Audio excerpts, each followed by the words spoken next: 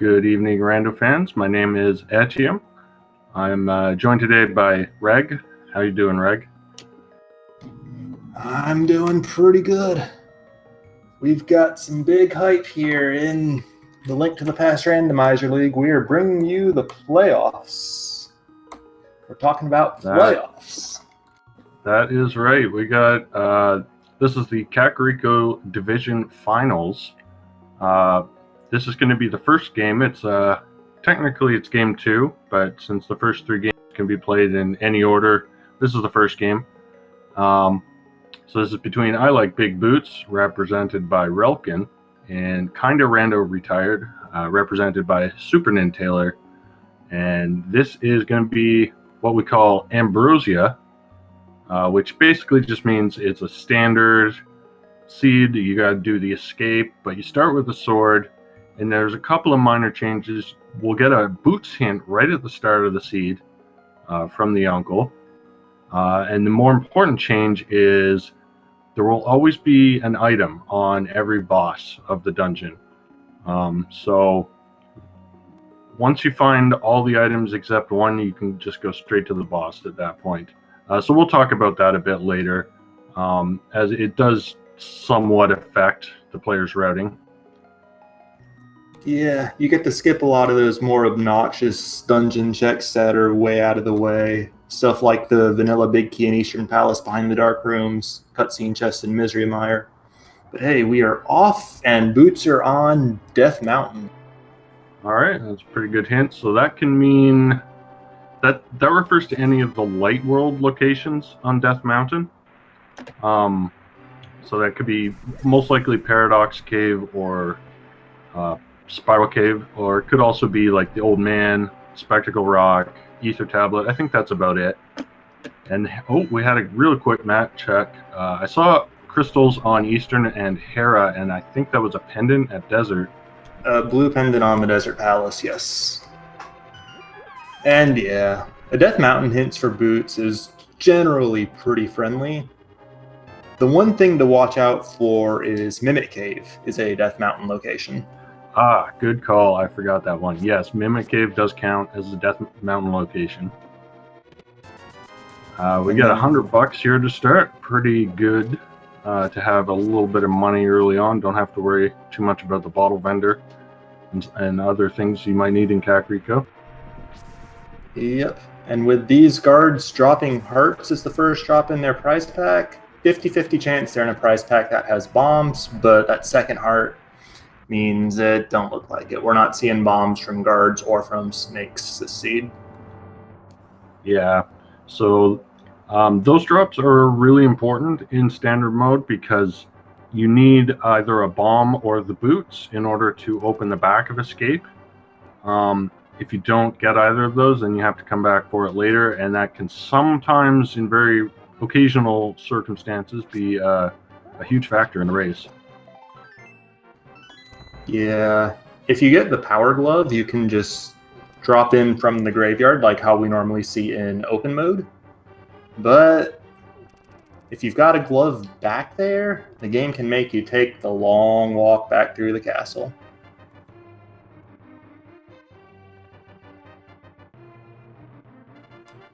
Anyways, while we're going through this piece of the castle that I think a lot of viewers are probably pretty familiar with, I want to talk about the league for a second. You mentioned earlier this is the Kakariko Village Division Finals, basically. And actually, both of these teams went 13 wins, 1 loss in the regular season.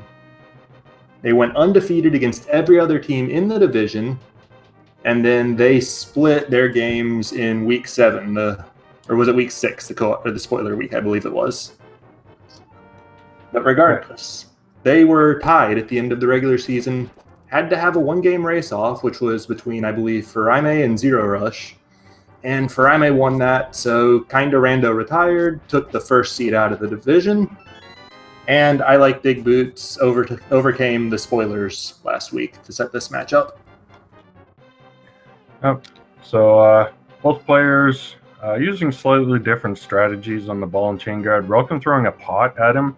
The pot does tempered sword damage, which is worth 4 fighter swords slashes. SuperNinTaylor just went straight for the fighter sword slashes, so both are pretty much about the same, really. The fighter sword slash may be slightly quicker, but it's also trickier and more dangerous. So we do see a slight lead on SuperNinTaylor's end. Again, partly because he hasn't done a map check yet, and partly from just not bothering with the pot strats on that guard. His movements have been very slightly more optimized, closer to what you would expect to see in the equivalent sequence in the vanilla speedrun, and putting him just a few seconds ahead here. But still a lot of game to come after this. Yeah, both runners taking a little bit of damage here. There is a heart in the first dark room here, so that should be fine.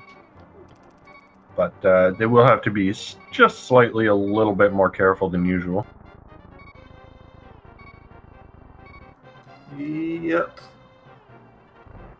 Now that we're back into the sewers, we have the small key. I believe we've seen the map already as well. So if there aren't any bombs in the chest in this room that SuperNinTaylor's in right now, look for how many rats they kill to check that price pack. Yeah, just $50 there in the Dark Cross, so we are going to be looking at the rat drops here. And we do get bombs from the rats, so that's good news for both runners. Yep. The rats are in that super great prize pack where everything they drop is bombs. It's just a matter of how many is... Relkin gets significantly better luck than Taylor there on those kills.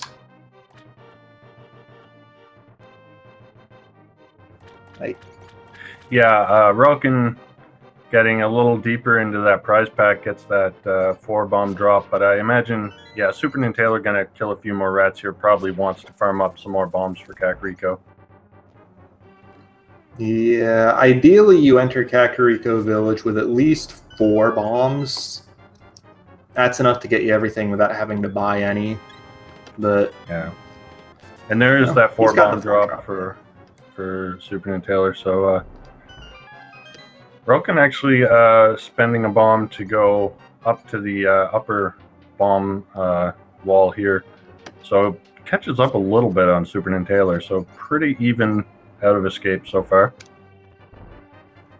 Yeah, if you've got the bomb to spare there, blowing up that second wall does save a fair bit of backtracking and extra walking. Relkin actually gets deep enough into the prize pool for that 8 drop, but I believe he already had 8 at the time, so 6 of them going to waste.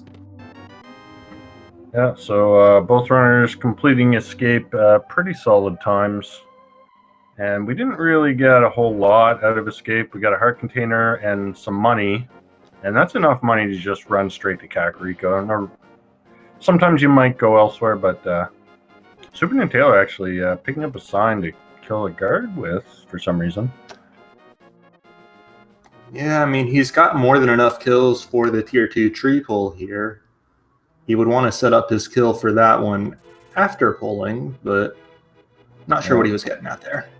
So both runners going directly into the lost. Oh, wow, look at that. 8 bomb drops from the tree. Not that he needs any of them. And we got magic powder and a heart piece, I believe that was, in the drop down.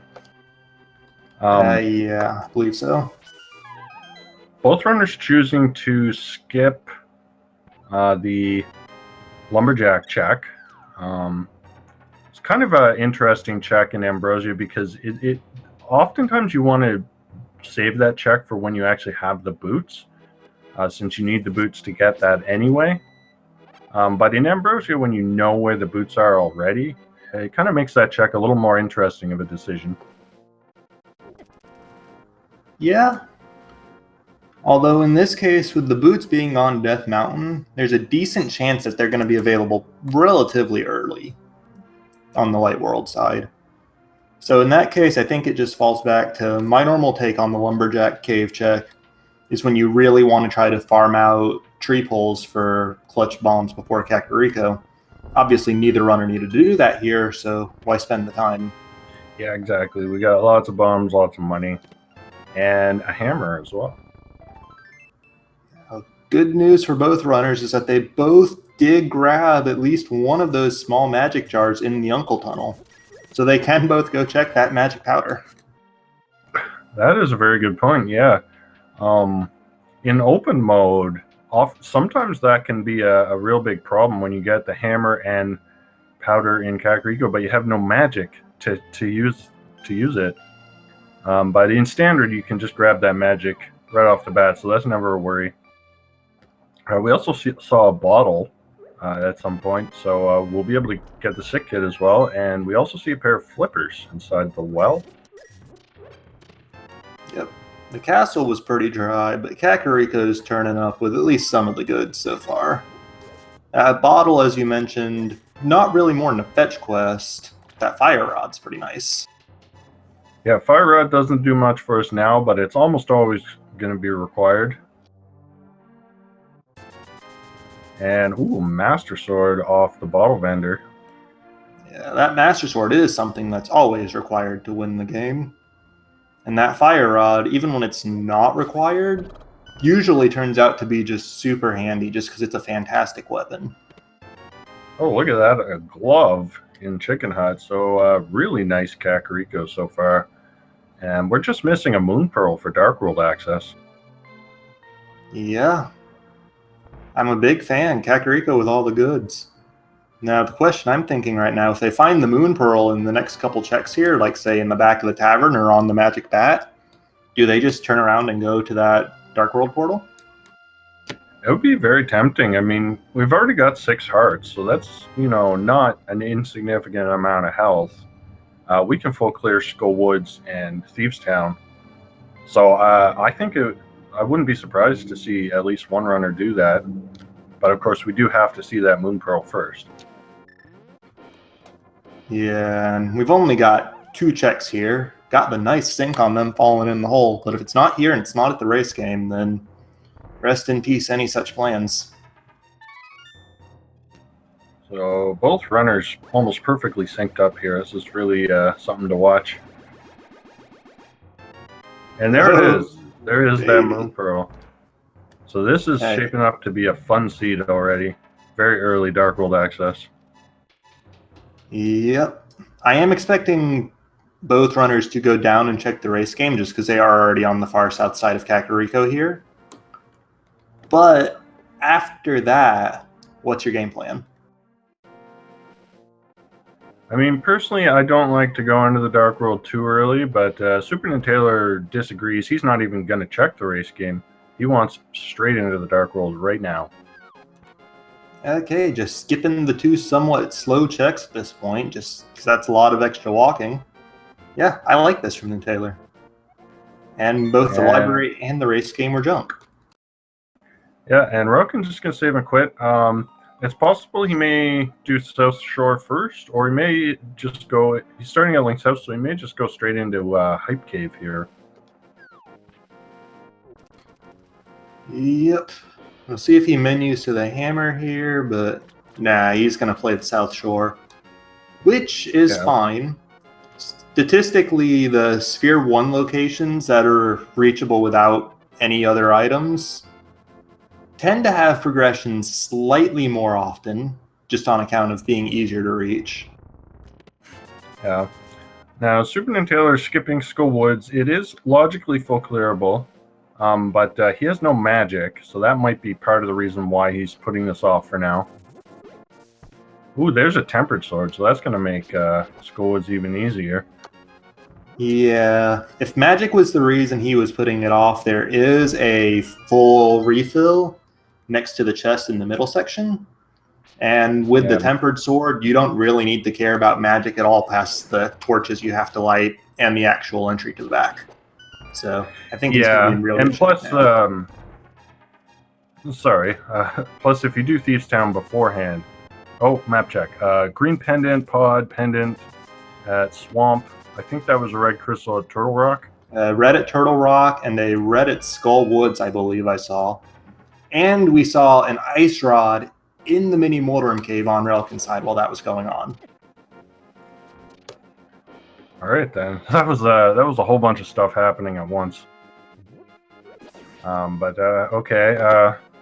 Relkin now heading over to Ice Rod Cave. SuperNinTaylor going straight into Thieves Town.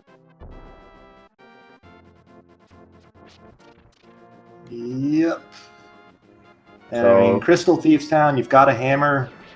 Almost any experienced runner is going to absolutely jump at the chance for this. yeah, for sure. Thieves Town is one of those dungeons where you don't really save much time in go mode. It takes about the same length of time whether you're checking everything or not, so you may as well get it out of the way sooner. Relkin, meanwhile, getting that single arrow out of Ice Rock Cave, saves and quits immediately. Not going to do any of the flipper checks. May decide to put them off till he has Zora money. Yeah, and when you've got your Dark World access, I think that's an absolutely reasonable decision to make. Especially because, like, if you find, say, that mirror that SuperNinTaylor just found, you just go over to Catfish and you mirror straight to the Zora area, and you get the dream efficiency. Yeah, that is a big find. That's one of those items that you kind of want to have before you go into the Dark World. And we are getting confirmation. Schoolwoods and Turtle Rock are the 5/6 crystals. Anyway, and I believe Swamp Palace was the other pendant. Yes, that is the case. But meanwhile, we're going to get a look at Hype Cave here.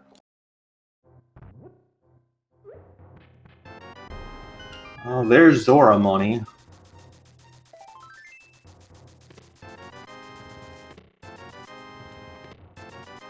Wow. So a lot of money in Hype Cave, but not much else. Yeah, that's a bit disappointing to see, honestly.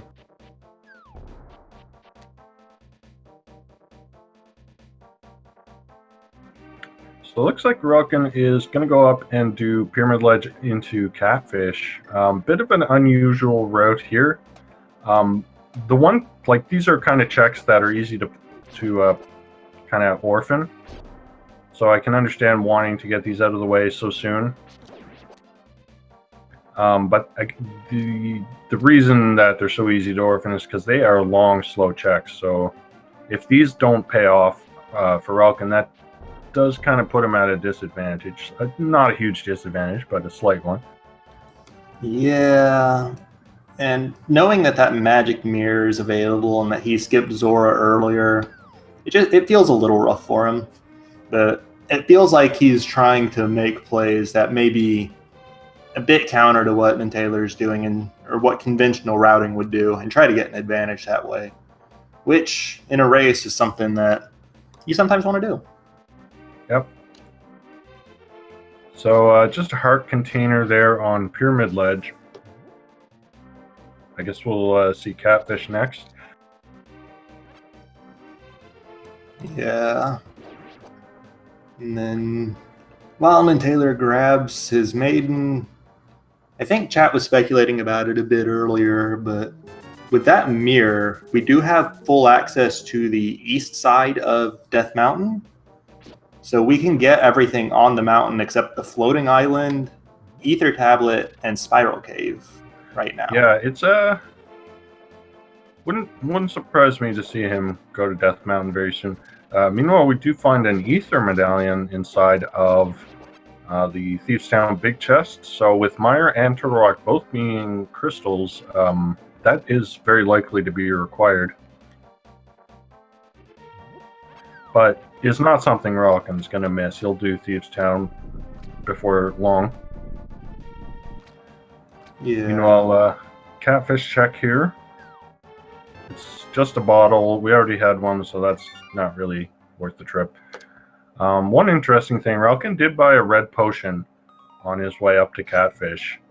So that could just be because he wants the extra safety, or it could also partly be because he may be thinking of potion glitching into pod at some point, although that wouldn't be anytime soon. Oh, look, a flute. Okay, Thieves Town, absolutely the place to be right now. Mirror, Flute, Ether, great haul.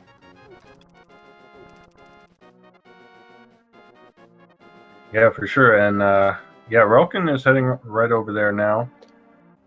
He might actually head into Skullwoods first. SuperNinTaylor going to activate that flute straight away.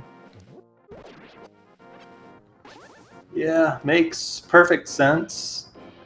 And then I think he'll probably check the Village of Outcasts area checks. Or no, he did all of those before going into Thieves Town, didn't he? All three of them. I think so. Honestly, I think what I would like to see him do right now, it was leave his Dark World portal there, go straight to the mountain, and then when he's done on the mountain, flute back to 3 for Skull Woods and whatnot. Well, the problem with that is you're going to lose your portal by going up to Hera. Oh, yeah, you're right. I didn't think that one all the way through. I was not considering that mirror. It was the access to the east side of the mountain and the implications there, but yeah. Regardless. But anyway, both runners now heading into Skull Woods. SuperNinTaylor are going to have a little easier time with that Tempered Sword. Relkin, meanwhile, is heading straight for the back.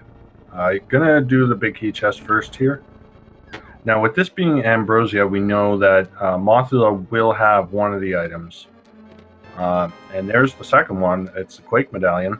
So Relkin just going to pause here and wait for that Wallmaster to grab him. So this is actually kind of bad news for SuperNinTaylor here. There's no items in this front area of Skull Woods, so this is a complete waste of time for him. Yeah, especially in Ambrosia, I'm really not a fan of front to back when you can full clear Skull Woods.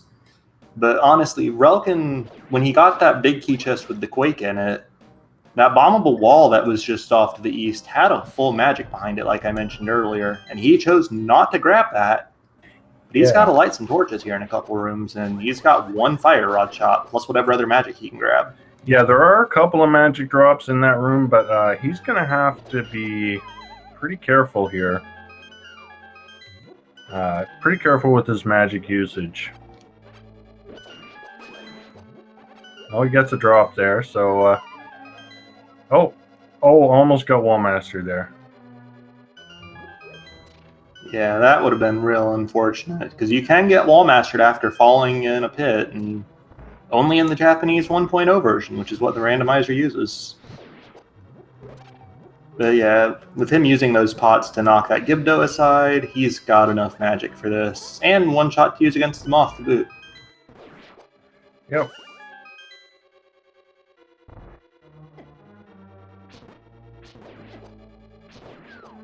And he knows his low magic, so he resorts to sword slashes against that Gibdo, knocks it into the spike twice, which causes it to ignore his Master Sword damage and take Gold Sword damage instead.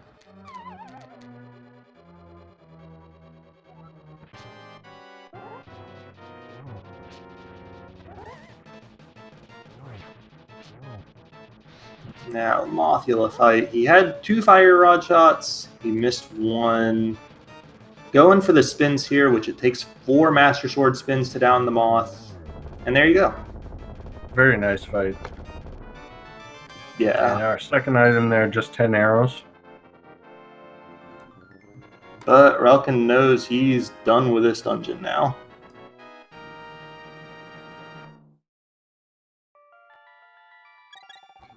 And then he can just go straight back south into the Village of Outcasts and get the goods out of Thieves Town and that Tempered Sword out of the chess game.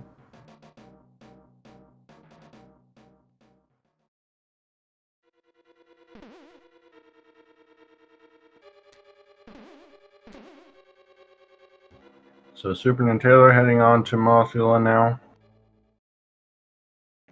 Should be a pretty trivial fight with the Tempered Sword again.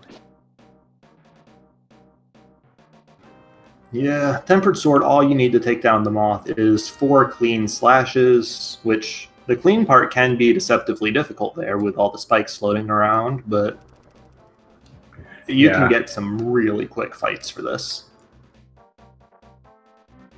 Alright, Relkin, gonna actually check some of these North World checks. Bumper ledge, just some arrows up there. Not gonna worry about that. Yeah, the unfortunate part of this routing is that it is very hard leaving the graveyard ledge behind because he has no arrow or no mirror to go check that, excuse me. And yeah, Mothula on Taylor's side. Did you blink? You missed it. Yeah, that is one interesting thing about Taylor's writing here. he's already done Village of Outcasts, so he'll be able to kind of walk east, do Graveyard Ledge, and hop over to Catfish if he wants. Yeah, he could do that, and then he could mirror to Zora, and if the ledge has something, collect that and just flute directly to the mountain, or just save and quit if there's nothing on the ledge to save him all that extra walking. Yeah. Of course, the other option also is, just go to the mountain and hope you get your boots. Yeah, basically the only way that he doesn't get his boots at this point if he goes straight to the mountain is if they're on the floating island or in Mimic Cave, and there are no mitts on the mountain itself. Yeah, or on the Ether tablet as well. Oh, yes, that location's there too, and there is no book.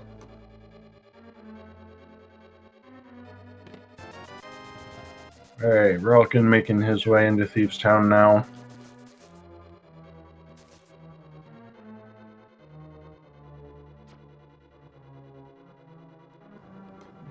He has found the only junk item in this dungeon so far, in that 300 rupees. Everything else is going to be a Y item for him.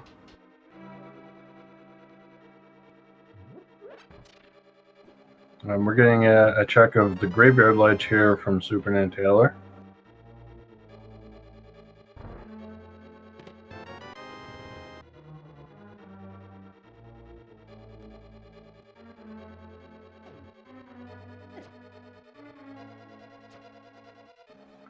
Okay, there's the cape. We already saw Bumper Ledge was nothing, so the only real use for that cape is possibly for Spike Cave. Yeah, unless you really desperately need 10 arrows, I guess. You'd have to be really desperate for that.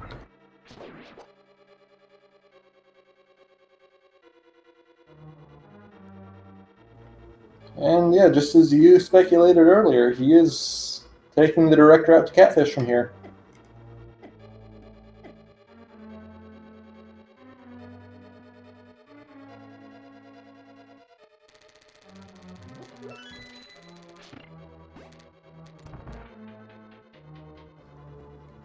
I'm not sure why he turned and killed that thing, but he did get an 8 bomb drop from it, so I guess.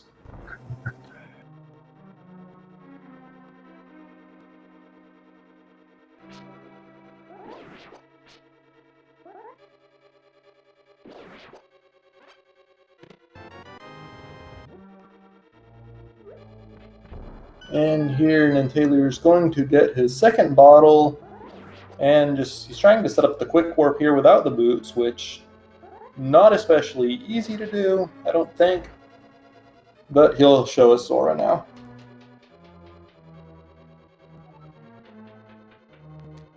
Well, he's going to try to farm some rupees first. Oh, that's probably why he was killing enemies, hoping for rupee drops. Oh, I didn't even notice his count. He is 40 rupees short, which is really unfortunate. Yeah, we know all the money's in Hype Cave. Now he's going to get 20 rupees here, but yeah, that's just barely not enough. And he can at least check the ledge. If there's another 20 rupees up there, then maybe he can walk around and get that, but that's pretty slow to do. Yeah. And he got a B downgrade from the fairy in the waterfall cave, which always feels bad. Yeah. I'm not sure if SuperNinTaylor understands how the prize packs work now in V31, but if you know your prize packs, what the enemies drop, you'll know that he's not going to be finding any rupees here. Oh, there's some rupees on the ledge, though, so that's going to bail him out. He's going to have to waste a bit of time walking around the whole Zora area twice. Yeah, that's really unfortunate for him, but it beats having to isolate the check entirely. Yeah. Of course, it feels really bad when Zora just ends up being its usual scam.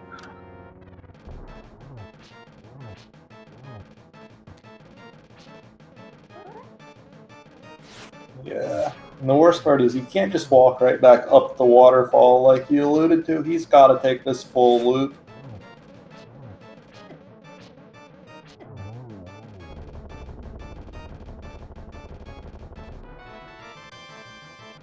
And there's that flute for Relkin. Yep, he's gotten all the goods out of Thieves Town now, and he's got a few options. Yeah, well, I hope he checks. Where was that Tempered Sword? Was that Chest Game? Yes, that was chess game. Relkin Okay, skipped yeah, the surrounding gonna checks check and it. went straight in. And just a piece of heart from Zora, so feels bad, man, for SuperNinTaylor.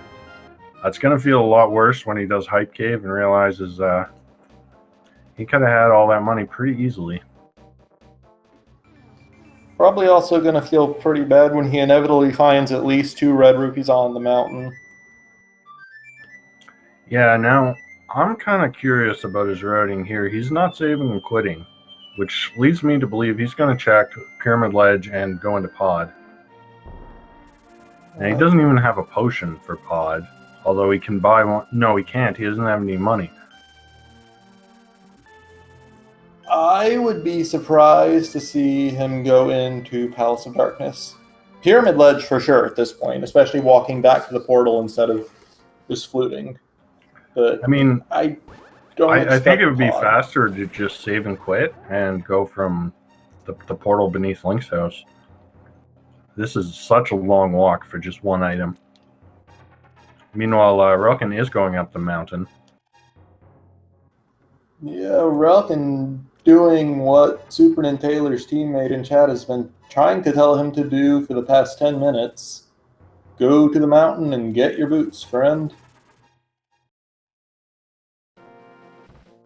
Also, there is one other thing, that he can't go to Palace of Darkness because you have to pay a monkey. That's true. So, yeah, he's going to be disappointed by this heart container. He's going to pick it up anyway. Meanwhile, Old Man has a change of clothes there for Relkin. We got blue mail.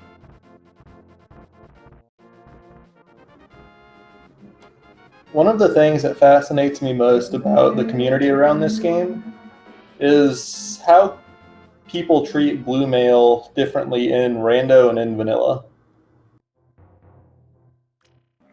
Oh, was that the red cane? I did not see it, but it may have been because Relkin's going in for it. Oh, SuperNinTaylor can do Hobo as well, so that makes this a little better of a play. Because this is a nice shortcut to get to Hobo. Yeah, it was just a shovel. Alright, just a fetch quest, but we do have to pick it up. You can't just leave fetch quests behind all the time. I mean, you could, but oh no, Relkin failing that bomb jump. That's really unfortunate there. Yeah, honestly, at that point, I would have just saved and quit, but oh well, the walk's not too bad. Yeah, probably slightly faster to walk back, but it's kind of a walk of shame, I guess. You know, SuperNinTaylor gonna go hit the jackpot inside of Hype Cave here. If he continues this route over to Stumpy and Dig Game, this is going to be the weirdest Dark World loop I've ever seen from him. Yeah, definitely a bit unorthodox, but that's kind of what happens when you get Dark World access so early. It is kind of nice, though, because he'll be able to do Cave 45 and Stumpy, Dig Game, and he can mirror and check the race game, which he skipped earlier. Yeah. It looks like his choice is, at the very least, first he's going to mirror the mini Moldorm Cave where he'll get an ice rod for his trouble.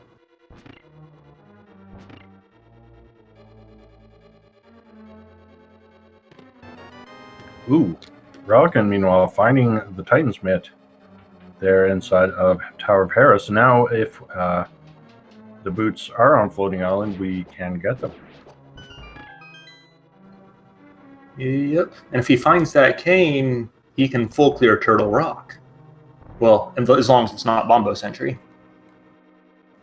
Yeah, that's a good point.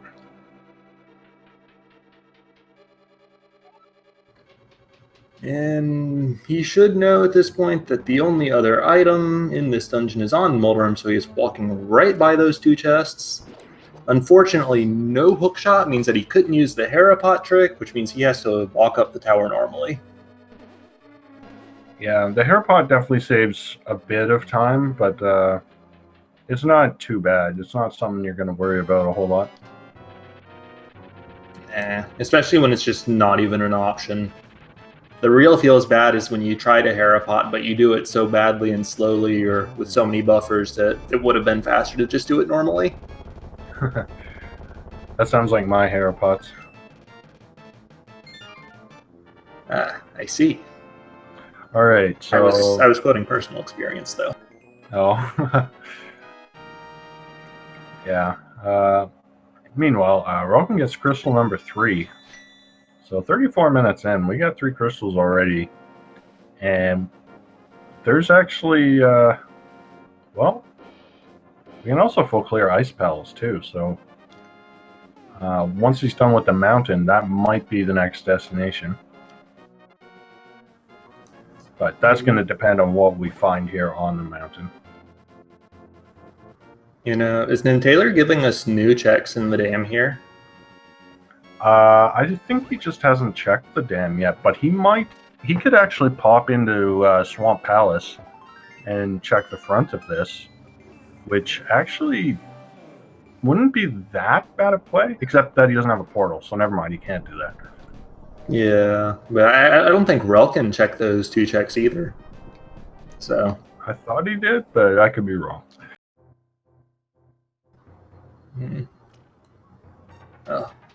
On Relkin's side, we did see that Bombos is the Turtle Rock entry, so the one medallion we don't have because, of course.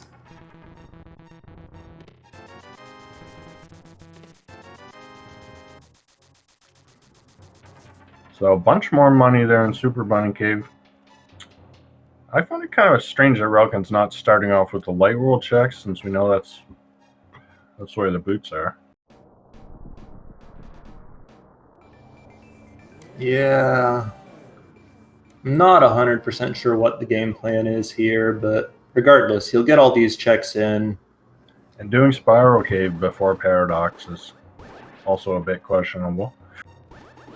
In this case, when he's starting from the top of the mountain, I think it makes a lot of sense, because you just use Spiral Cave as your trip down to the mountain, or down to the bottom at least. Yeah, maybe. But okay, what do we got in Spiral Cave? Just bombs. Of course, with the boots looking like they're almost certainly in Paradox Cave at this point, yeah, having those for Spiral Cave would have felt pretty good.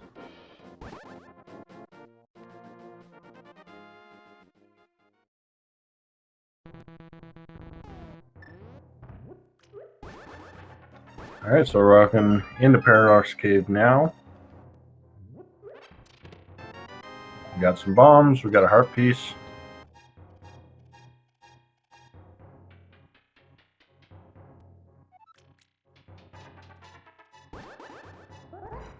Got NinTaylor, I believe that's 15 digs for just a heart container. Not really what he was hoping to see, I have to expect.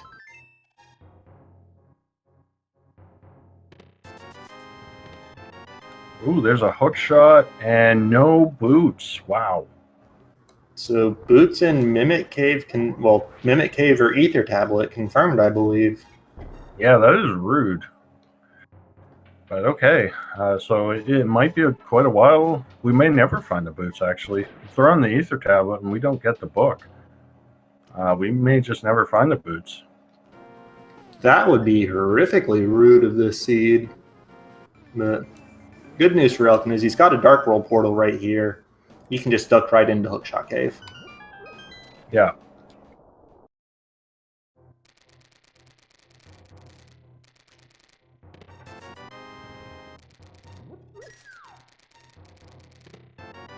Ooh, there's Arcana Samaria. So that suddenly makes that Ice Palace play you mentioned a lot more appealing, unless Bombos happens to be in that 4th chest. Yeah, then we're going for Turtle Rock for sure. We got some new checks on SuperNinTaylor's side. No one's been to Sash's closet yet. Yeah, when you've got like 10-minute Dark World access, this seems to be the check that suffers most for it. But hey, Gold Sword. Gold Sword's not bad. Nothing you're gonna write home about, but it's not bad. And yeah, Relkin looks like he's taking that cane straight to Ice Palace. Not cutting any corners with this one. And SuperNinTaylor looks like he's also making his way to Ice Palace. But he does not have that cane. So this is going to be... oh, look, a lamp is hanging out there on the Hylia Island. Okay, that is reachable in logic right now, so... It's really a question of how comfortable are you with the dark rooms to go for it. And... who knows? There's certainly a case to be made for skipping it, especially since we don't have to do Swamp Palace, but if Taylor's taking this Dark World portal, he might want it.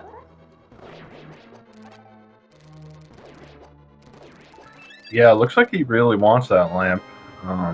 Maybe picking it up on his way into Ice Palace.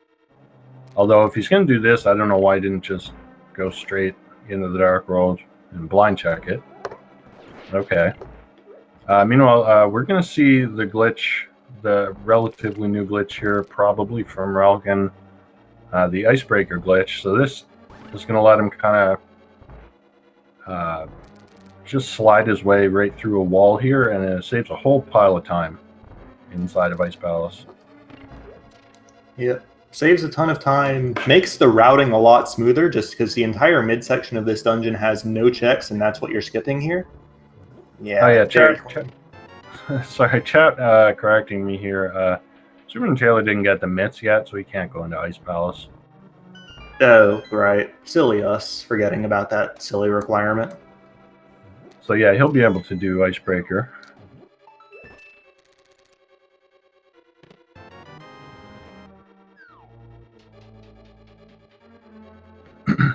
But yeah, SuperNinTaylor's writing a little unorthodox. He spent quite a bit of time doing a lot of slow one-off checks instead of going for the much denser play on the mountain. So, and none of those checks really paid off a whole lot for him, besides getting a lamp. Yeah, and with the Fire Rod in hand, if you're comfortable in the dark in places like Misery Mire, then you could clear this seed without the lamp. It's just a matter of preference, really. Yeah. So there's a heart piece. I didn't see if we saw an item already in Ice Palace, but that's one of them. Yeah, I'm trying to remember what we saw in the Pengator chest, and I cannot. But we'll see what Relkin does with the Freezor chest coming up, and that will tip us off. Okay, he's found a map and a compass and a big key, so yeah, he's still got an item. And there's another heart piece. Yeah. Unfortunately, he could only skip the big chest in this dungeon when he already had the big key, so... Not the fastest Ice Palace in the world, but still pretty quick with that Icebreaker.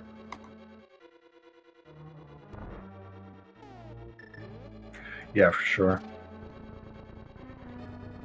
And just to recap for chat and people that may have shown up slightly late, we got a hint at the start of the seed that the boots are on Death Mountain, because this is Ambrosia. However, Relkin full cleared Light World Death Mountain except for the Ether Tablet and Mimic Cave. And you can see on his tracker, no boots. Therefore, the boots have to be in one of those two locations. I'm really disappointed Relkin didn't use the sword beams there on Coldstair, but still a pretty nice fight nonetheless. And there's a third heart piece in Ice Palace, so not really worth it, but it is a crystal, so he did have to do it anyway.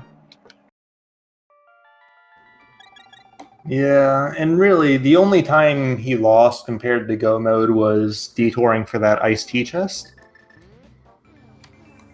So, not a huge loss.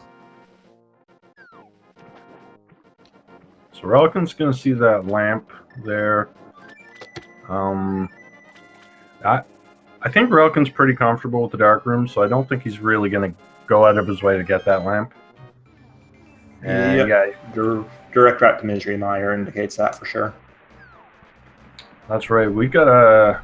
Well, we don't know the medallion yet, so we'll find that out in a minute here. And it's Quake, so we can full clear Mire. Yep, which is always nice. And frankly, the way the seed's been developing, I wouldn't be surprised if Bombos were just in there directly. And even if it's not, we've still got Pendant Desert Palace that we can check out. Got Checkerboard Cave as well, so still several items in the region. Yeah, lots of stuff here to look at.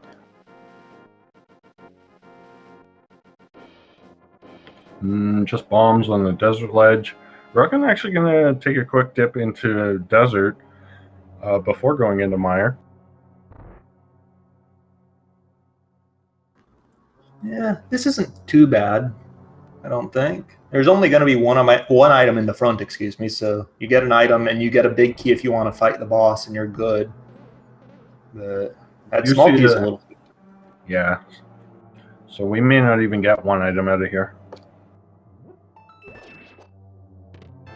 Yeah, just a map. So both items in desert are going to be boots locked.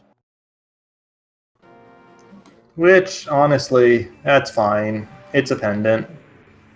And if the boots are on the ether tablet with the book being somewhere silly deep in the logic, that just means we don't need those items. Yeah. In fact, thinking about it, we're actually only 2 items from go mode. All we need is that Bombos medallion and a bow. Yep. It's drawing ever so closer here. And I'm totally expecting the Bombos medallion to be the next progression. Yeah, because there's always a bow on Laser Bridge, right? Yep. Oh, yeah, of course, there is a very small chance that we do need the boots if the big key's on the torch in Ganon's Tower. But that's not something you usually worry about. It's very unlikely. Yeah, and we've got the hint about them being on the mountain, so functionally we know where they are. Because we'll check Mimic Cave through Turtle Rock, and if they're not there, then we just know we need the book for them, and that's it, and that's all. Yeah. But the problem is we don't know where the book is. No, but... yeah. We'll find it if we need it. I'm sure we'll find it eventually. But who knows when.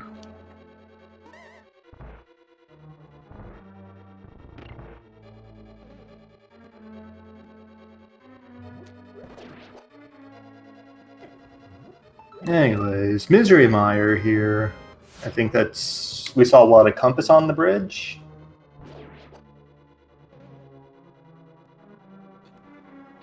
Regardless, we need one item, one big key. It's actually the same story as Desert Palace here. Chat's correcting me. It was a map on the bridge, not the compass. But trash all the same. Yeah, I see speculation in chat about Pedestal already. Pedestal's not dead, but the only thing that could be required on it is that Bombos medallion. We need a bow to beat Pod, and we need the boots to beat Desert. So those are not possible. Yeah, and if it is that Bombos medallion, we are going to find that book sooner rather than later as well. Because we cannot have a required book on Ped blocking boots because of that boots lock desert.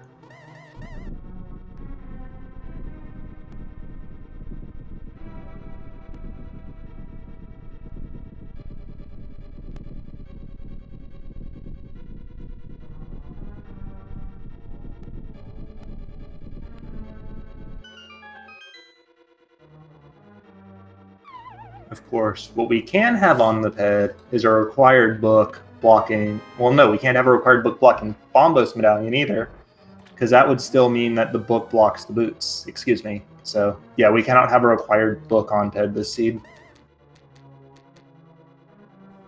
All All right, SuperNinTaylor getting his King of Samaria there. Yeah, and that puts him on item parity with Relkin, except he's a full Ice Palace clear behind as far as the crystal progression goes at this point. Yeah, and I'd really have to chalk the difference up at this point to just to routing. SuperNinTaylor spent a lot of time doing a lot of slow checks, and none of them have really paid off. But he does have that cape that Relkin doesn't have, and he's able to do Spike Cave, so this could be something. Meanwhile, Relkin finding a 20 rupees there in the map chest of Meyer, so he knows the other items on Vitreous, so he's going to go straight there. Very convenient part of Ambrosia. And you were talking about how Nintaylor's slow checks, none of them paid off. But really, all it would have taken is one of them paying off well, and Relkin continuing to put it off for a while for him to actually be in a very solid position here. Like if that Spike Cave check were a bow, for example. Yeah, for sure. I'm not saying his play was completely bad, but it is the difference right now. It's just kind of how Rando goes. Yeah, it's definitely unfortunate, but SuperNinTaylor taking a moment to decide what he wants to do next, and he is going with Misery Mire. Relkin, meanwhile, making his way through these dark rooms here in Mire. These are some of the toughest dark rooms in the game, and Relkin's got to be real careful here. He's down to 3 hearts. He does have that red potion still, I think, so he can use that if he needs to, but looks like he's gotten through the hardest parts. Yep, he's just got to blow up this wall now, hit the switch, dodge some anti-fairies, and he's out of the dark. And he's actually pulling that powder out. Gonna get that refill in the dark as well. Yeah, lots of anti-fairies in Mire, so the powder is definitely useful to have. SuperNinTaylor making sure to dodge that fireball. That would have taken away his sword beams if it hit him. And that can hit you while you're in the medallion animation.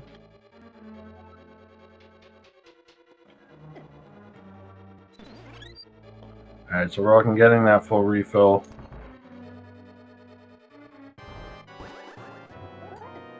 Going to go with damage boost strats. So what you do here is you go into the slime, and that only does 1 heart of damage instead of the whatever it is, 2 or 3 hearts that the eyeballs do.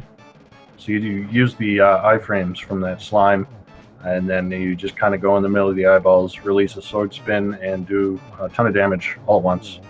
And Relkin getting that fight off really nicely, really fast, and gets red mail as his reward.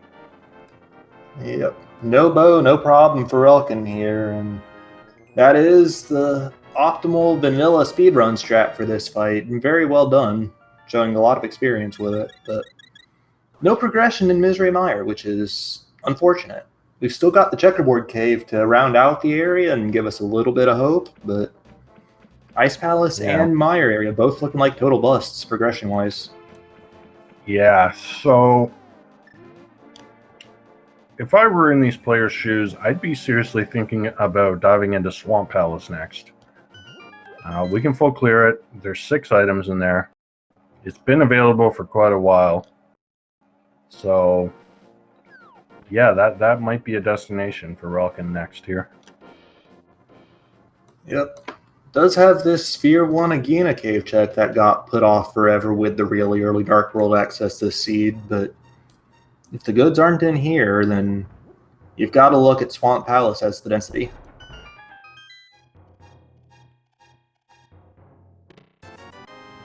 And nothing at Agena. SuperNinTaylor running out of magic in Mire. That is really unfortunate.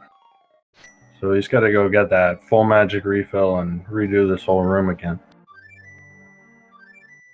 Yeah, that feels really bad.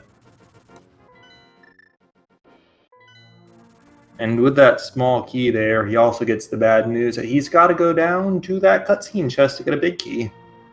Because that's the only quirk of Mire key logic that actually really matters to runners. Yep. So relkin not going to go to swamp just yet. Looks like he's going to go for the smith chain. Yeah. Or maybe up to... Oh, no. No, he's going to skip graveyard ledge. Honestly, Smith Chain is a good play for him because he still hasn't done Stumpy, the Digging Game, or the Cave South of the Haunted Grove. So he can route all of those in, get hammer pegs as well. And then when he's done with that, he can just walk right over to Swamp Palace. So I like this routing a lot. Yeah, I agree. And then chat's also mentioning that shovel fetch quest that I forgot about. He can mirror to that from Stumpy as well.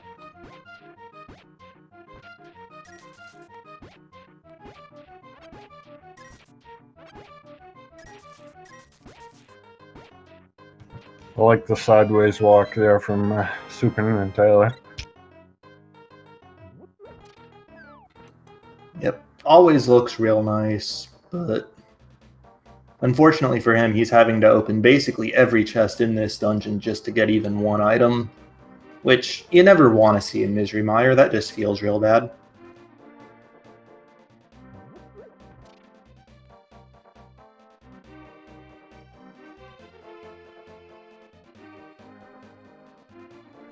Alright, so we're getting a couple of new checks here from relkin. We're going to have a look at the...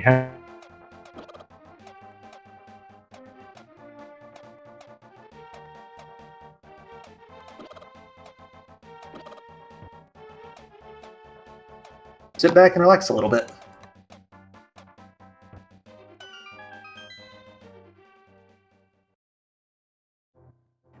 Just a heart container there, the hammer peg. SuperNinTaylor setting up what looks to be spooky action using a different technique, throwing a Samaria block into a pit. I've actually never figured out how to do that one. But it looks like he knows what he's doing here. So the reason he's doing this is because he used the lamp earlier, and using the lamp actually kills your spooky action glitch. So he is going to set it up the old-fashioned way. Yeah, it doesn't look like he got it, though. And I think the big thing, he shot that fire rod shot before placing his Samaria block. I know that the ice rod works, and I know that silver arrows work to preserve that glitch, even if you don't have the boots. I've never heard of fire rod doing so. Yeah, I'm not sure myself, especially with the older setup that doesn't use the flute. Yeah, I'm not especially familiar with that setup either. I've played around with it. I've never been able to make it work. And it didn't work for NinTaylor here either, so lost a couple seconds trying it.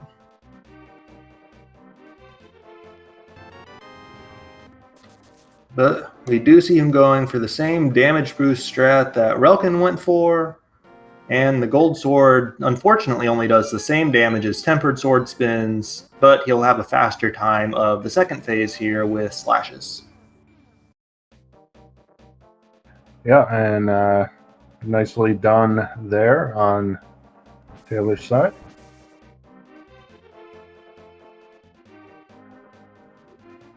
And that puts SuperNinTaylor on 4 crystals. Still an Ice Palace behind on the count compared to relkin there, but if he can hard go mode that dungeon, he can save a few dozen seconds compared to what relkin checked in it. Yeah. Alright, so here is the purple chest. Just a heart piece there.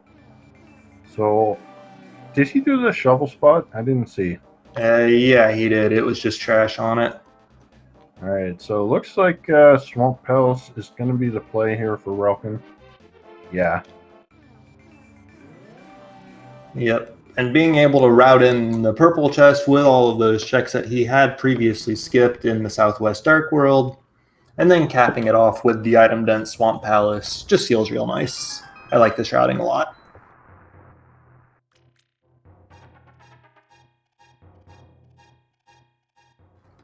Now, the thing I'm most interested in here is how Relkin chooses to route the left side of the dungeon, specifically whether he immediately goes for it, and how he applies the diver down tech to this. There are a few ways you can do it. Yeah, I think it'll depend on whether he finds a map or compass in one of the first couple checks here, because that will guarantee at least one item on the left side.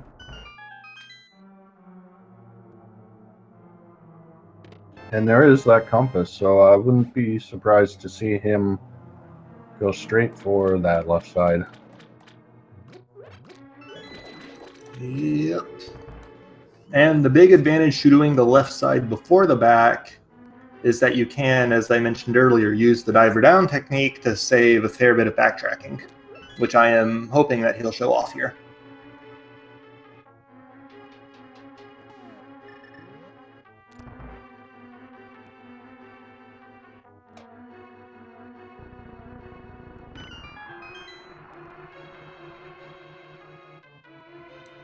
But before we get there, we've got to at least flood this part and make our way into the main room. And SuperNinTaylor has made his way into Ice Palace, where he'll find a bunch of heart pieces and nothing else of real note.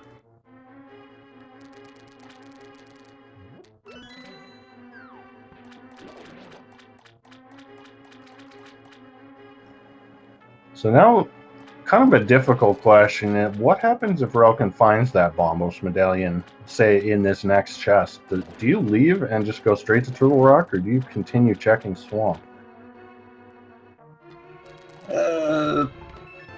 Bombos in particular makes that a really difficult question just because there are 2 bows in the item pool. But in general, I'm a never nope out kind of guy. And Relkin is a no left side swamp for me kind of guy. Yeah, finding just a shield. So we know there's at least one item on the left side. And here we are going to see the diver down. So yep. What he has to do is you have to jump into the water in a certain way, and then you kind of squeeze yourself in between the rail and the Samaria block. And that kind of pushes you over the rail, and you just pop in, and you're walking on the water. Yep. We do see the Cane of Burna in there, so that'll give Relkin access to Spike Cave. And there's the big key. Okay, that's a somewhat fortunate big key placement if you're deciding to skip the left side immediately, just because backtracking all the way to the big chest from there is slow, but it feels a little bad, regardless. Yeah. So I think if we don't find anything on Argus, I think Relkin probably will go back in and full clear the rest of the dungeon. Yep, we've seen 3 items at this point. We know that Argus is going to have 1. So there are 2 items to be found between the big chest and the left side.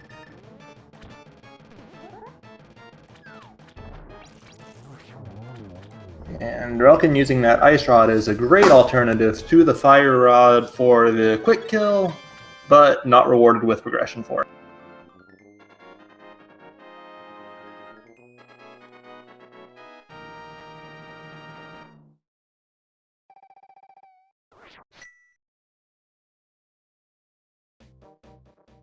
And yeah, as I thought, Relkin is going to jump right back into the dungeon and go for that big chest. And it looks like NinTaylor is actually attempting to farm magic here since he's only on slightly more than half a bar. And he doesn't have any potions or Bombos medallion, so he needs a full bar for Cold Stare here. Ooh, this could be a big problem for SuperNinTaylor, especially if he doesn't understand the prize packs here. He did get a drop off of those green slimes, and there is a full magic in the prize pack that the Pengators are in, but he still needs a good quarter bar more. Yeah, I was going to say get that fairy. So if there is a glitch where you can use sword beams on Cold Stare's shell to save yourself some magic, so you don't need a full magic bar, but again, you need the sword beam, so you have to have full health for that. SuperNinTaylor could also head into the side room here. There's a few magic drops in there as well. Yeah, that's what he's going to do. Yeah, he didn't have a key for that when he was farming. He got it out of the big chest. But I think dropping down to the big chest and seeing that just kind of validated his decision to come over here. And at that point, it was absolutely the right thing to do. And Relkin is doing all of the backtracking that he could have skipped using Diver down earlier if he were willing to commit to left side first. Which, skipping left side when you're close to go mode makes a ton of sense, but you don't win them all.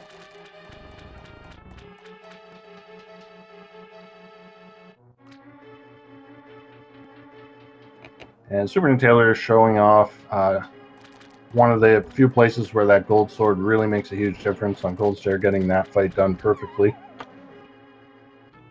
Yeah, that was what, 4 hits total? Yeah. All right, last check in Swamp. Is it anything? No. Swamp Hell's a complete bust. So with that, you know, the players are kind of both on even footing. As long as Nintaylor doesn't flute the 4 here. Yeah. Now, if SuperNinTaylor does do the same thing Relkin's doing, he's going to be behind a little bit. But at the same time, Relkin's going to do some of the checks that Taylor did earlier. Like, he's going to grab this lamp here, and then he's probably going to do some of the flipper checks. And we know they're all pretty much nothing, so... Yeah. Yeah, I think we're looking at either Pod or Eastern here. I think not collectively... really much left. Yeah, I think collectively we've seen everything besides those 2 dungeons from these guys. Yeah, I can't think of anything else. SuperNinTaylor here, having already checked all of the Dark World Overworld locations, gonna have a much faster time of the Smith Chain. So he can just turn this in, then he can turn in the purple chest with the flute. He doesn't need to walk it like Relkin did to route in all those other checks. And chat's asking about Spike Cave and Magic Bat. Yes, SuperNinTaylor checked Spike Cave on his mountain trip, which Relkin actually didn't do. And both runners checked Magic Bat on their first trip through Kakariko, which was kind of a big deal because it had the Moon Pearl. Yeah. So Relkin here with plenty of money, not going to have to do that kind of double loop around the Zora area that Taylor did earlier.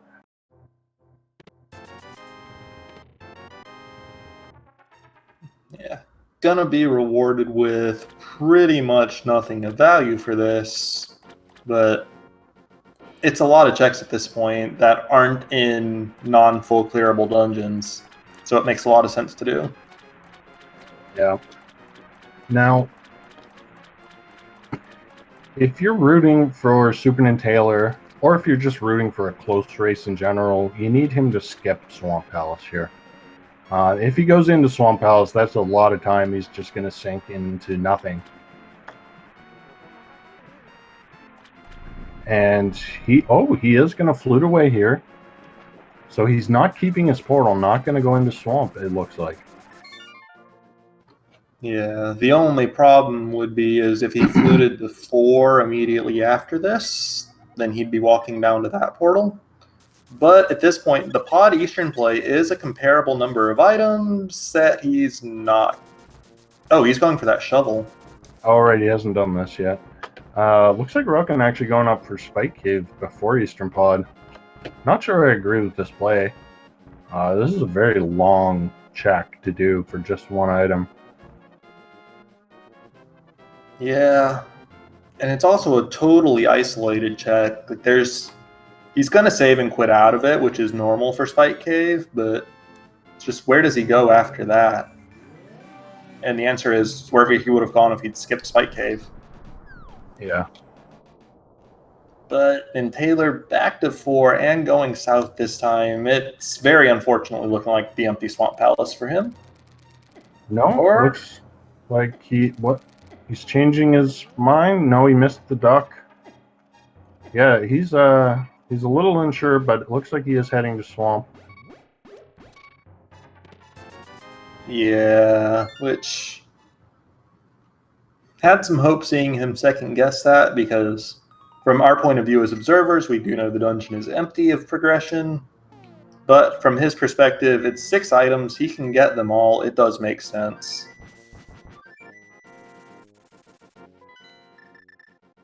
Alright, so Relkin now heading over, gonna combo pod in Eastern. So if you're in Relkin's shoes, do you go into pod first or do you go into Eastern first? I think you absolutely go into pod first just because it's the pendant and you feel less bad noping out of it. And it's just got more items in general. Yeah, I think you're right.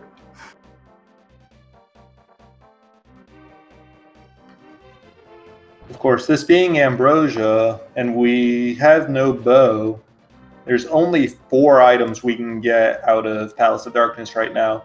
And that's assuming that we don't get bow locked out of them at any point. Actually, oh, Relkin has a potion. I'm not sure when he got that, but he can use that to avoid getting bow locked at any point during the main dungeon. So he will be able to get all 4 items. Yeah. And there's also the difficult mimic clip that you can do if you don't have a potion. Mimic clip being one of the most difficult tricks in the game, especially if you're trying to do it quickly. But with a potion, you don't really have to worry about that. Right. And like you said, that's a trick that not many runners know how to do to begin with. And even among the ones that know how to do it, they will generally prefer not doing so if possible, in my experience. So generally try to just not even think of it as an option until somebody actually goes for it.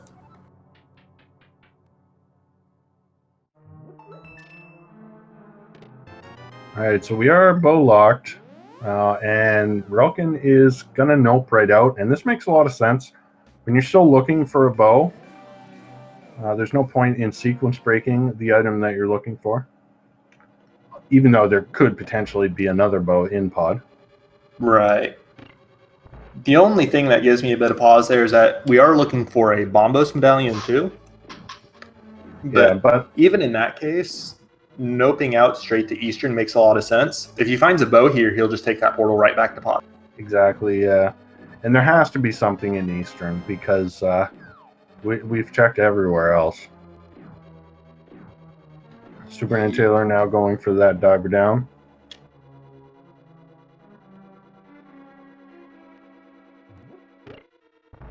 Using a slightly different setup here. This one's a little faster, I think.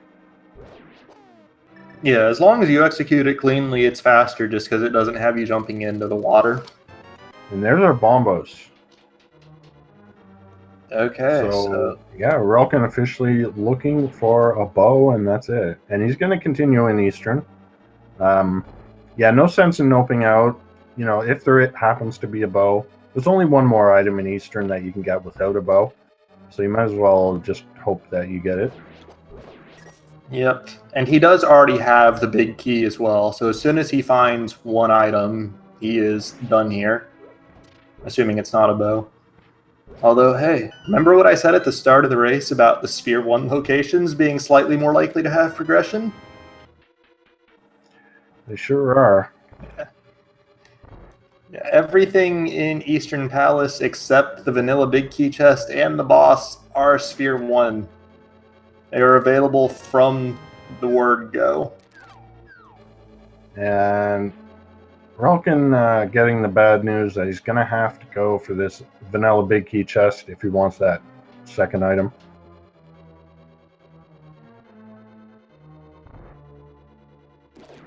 And SuperNinTaylor wrapping up Argus. Let's see if he goes back in for the left side. It'll be a good time save if he doesn't, but yeah, 2 items, too much to pass up there when you're this few locations left.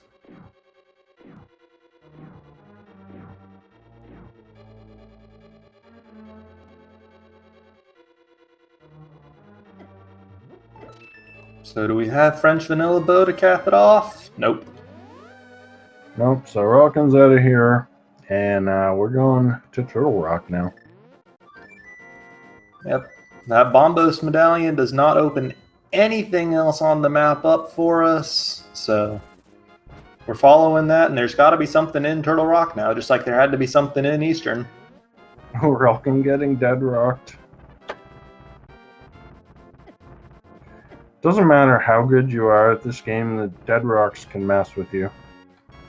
Yeah, they suck. Nobody likes them. Let's just get rid of them. Well, he's got the magic powder, so you can actually kill the dead rocks with magic powder or with the Quake Medallion. But it's faster to just walk around them. Usually. Oh, wow. At least he can jump around them like that, but wow.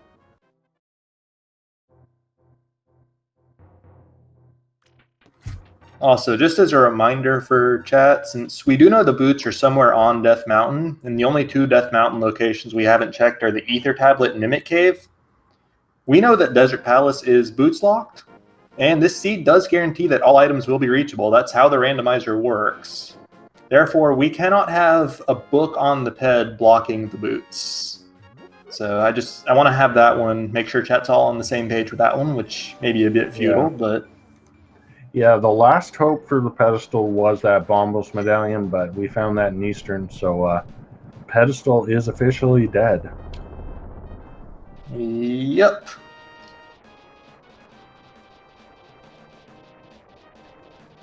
And SuperNinTaylor is now about a full room away from learning that Swamp Palace is similarly dead.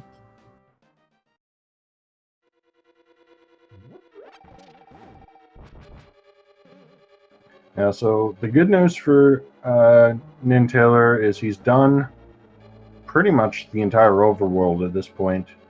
So his next destination pretty much has to be Eastern or Pod. Yeah. The only problem for him is that Relkin is in the same situation and just has the extra checks ahead of him at this point, already being in Turtle Rock. Yeah.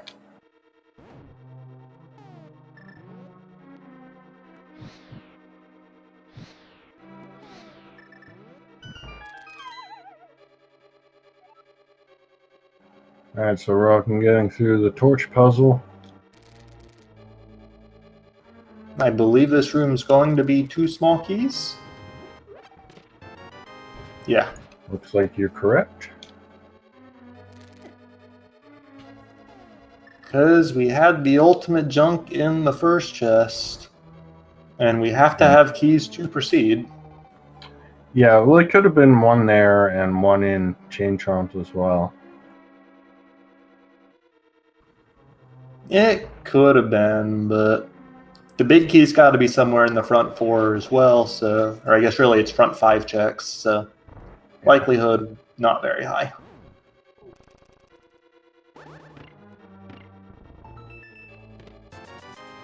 Alright, so SuperNinTaylor finding the compass there, and he is also going to know better Pod.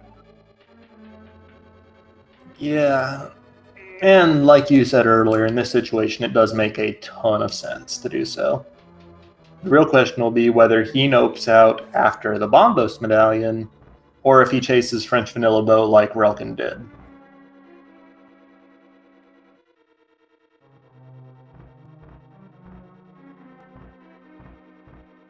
Yeah, he can definitely save a little time by noping out quickly, but it's kind of hard to do that when, you know, if you're wrong, you're wasting an entire mountain climb and a full clear of Turtle Rock. Yeah, I mean, it is full clear of Turtle Rock that you would have to do anyways, because the big key is here in this chest. But you are still right that it would still feel bad.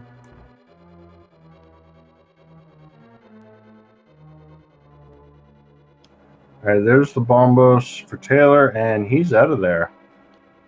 All right, so he is saving some time. He's not going to have to go for that very slow vanilla big key chest for 20 rupees in Eastern Palace. Yeah, but he's still about half the Turtle Rock back here. Yeah, but it's definitely a closer race now. Alright, relkin coming up to the Mimic Cave, so we got a 50-50 chance of finding the boots in here. If they're not here, then we know 100% that they are behind the Book of Medora, which we've yet to see still.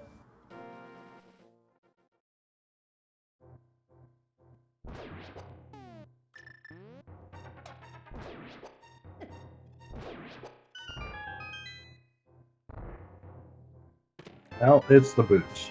Alright. Okay, so this seed was only slightly less rude than the worst possible situation. Yeah.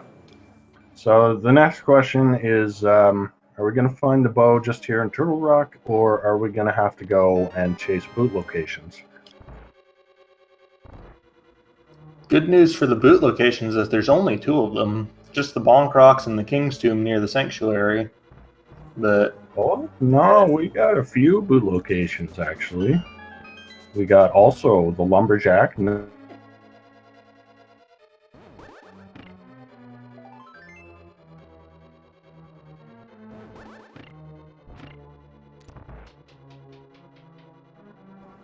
so yeah, you're right. 5 potential items there.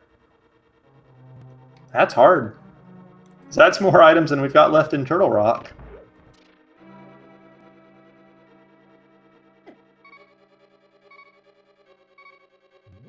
Alright, so we are coming up to Laser Bridge. I haven't been counting items in Turtle Rock, but there's usually a couple of them on Laser Bridge. Relkin got to be real careful here. Yeah, he's detouring for these 2 hearts. He does still have a red potion, I think. Yeah, he's got powder as well, and there's an anti-fairy coming. Yeah, that's true. And I believe we've seen 2 items in Turtle Rock so far. So going to be 2 on Laser Bridge, a map, and a small key. Okay, Relkin's got to be real careful here. He's going to take the safety door. Good call.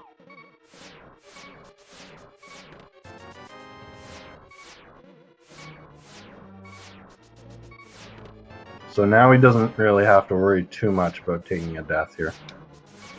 Alright, there's our red rupee. There's that small key. Yep, so 1 item and the map still. Alright, 10 bombs. So we got 1 item left on Trine X. Oh, another location I just remembered. Pyramid Fairy. We haven't seen that. Yes, Turtle Rock does open that up. It is the other 5/6 crystal.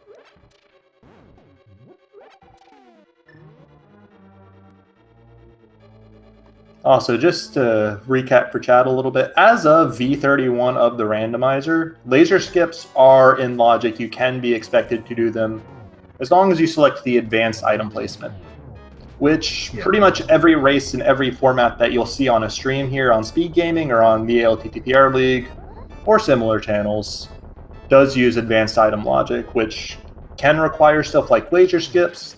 It can require you to light torches in dark rooms with the fire rod, but it will not expect you to do dark rooms that don't have torches in them. And a few other simple things. Yeah, meanwhile, Relkin with a beautiful Trinax fight, getting the 0 cycle, as well as the nice 3 hits there. And what do we have? Just a heart piece, so the bow hunt continues. And this is good news for SuperNinTaylor. If Relkin last locates that bow and SuperNinTaylor goes straight to it, we may have a close race on our hands. Yep. It's still about a half a Turtle Rock difference for him. But we're still well in the realm where this can be made up, like you said. Or even things like differences in Ganon's tower routing, too. So I think the first thing you do is you check those boot locations. No, Relkin checking Pyramid Fairy instead. Also a reasonable option. Yeah, this is 2 items. Bonk Rock and King's Tomb are 2 items. Desert Palace is 2 items. It's really take your pick. The efficiency is the same across the board pretty much.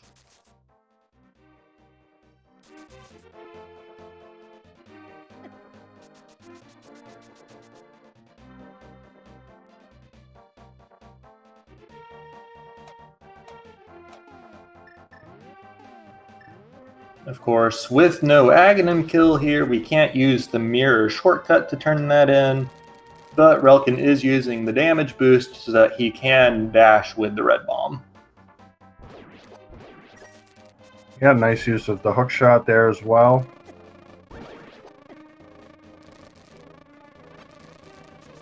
And SuperNinTaylor finds his boots. Ooh, Relkin having a bit of trouble getting those dashes off. Got a rude rock enemy there in the grass. Yeah. The trick to that is that you have to start your dash while the bomb's still moving to catch up with you after you hook shot, take damage, etc. And there's the bow in Pyramid Fairy. So that is go mode for Relkin at 124. And SuperNinTaylor several minutes behind, and he needs to go straight to Pyramid Fairy to have any hope here. Yeah, the big saving grace would be if the other bow is in whatever location he goes straight to. But even then, as you said, he's going to be several minutes behind at that point.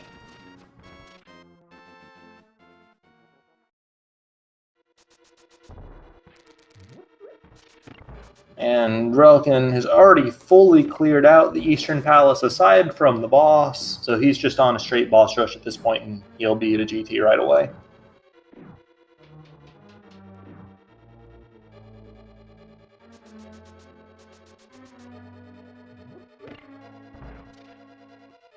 Now, one thing you have to be a little careful about, and this comes up often when the Eastern Palace is your final dungeon, is your arrow count.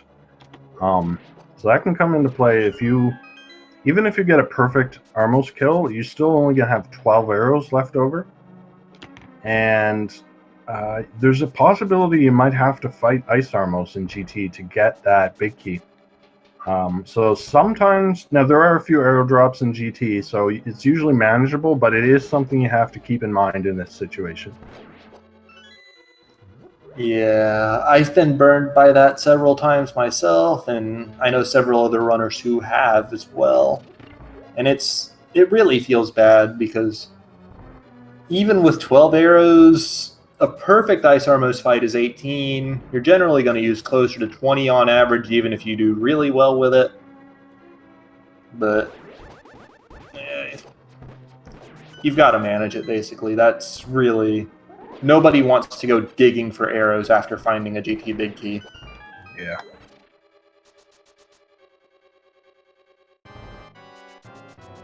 SuperNinTaylor, not as clean as Relkin on Trinex, but still a very nice fight. Yeah, that zero cycle Trinex that Relkin got is basically the best display of skill you can have with the gold sword. Like, you've got things like that cold stare corner kill that SuperNinTaylor did really well, but that zero cycle Trinex is difficult. And Relkin getting a handy 10 arrow refund off of the Armos Knights, so that kind of puts all your arrow worries to rest here. Yeah, 20 arrows, plus I think there's a couple easy drops there, and decent chances we'll find at least one pack-in chests. I think Relkin's pretty well set.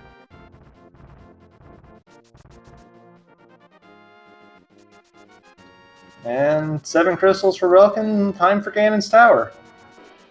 Oh yeah. What's your guess, Reg? It's always number 10. All right. Especially when it's not. I like to go with number 1, just because why not? And SuperNinTaylor, unfortunately, going for those boot checks first is not going to cost him a bit too much time, but he can't afford anything right now with how far behind he is. So this is definitely, at this point, Relkin's race to lose. Yeah, at this point, if he makes more than like one extra check before going straight to Pyramid Ferry. It's going to slip out of the realm of Ganon's Tower routing and clean execution, and it's going to slip into Relkin would need to make a mistake somewhere. Yeah.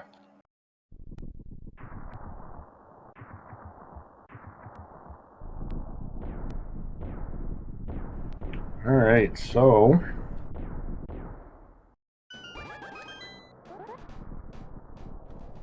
we are opening up Ganon's Tower here.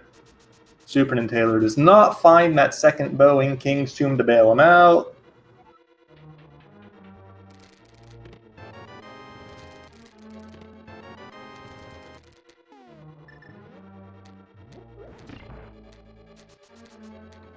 check number 1, bug net. Check number 2, small key. And Relkin is going to go right side. Yeah, going right side once you get that small key in the Hope Room is very standard routing. It's just generally good efficiency as well.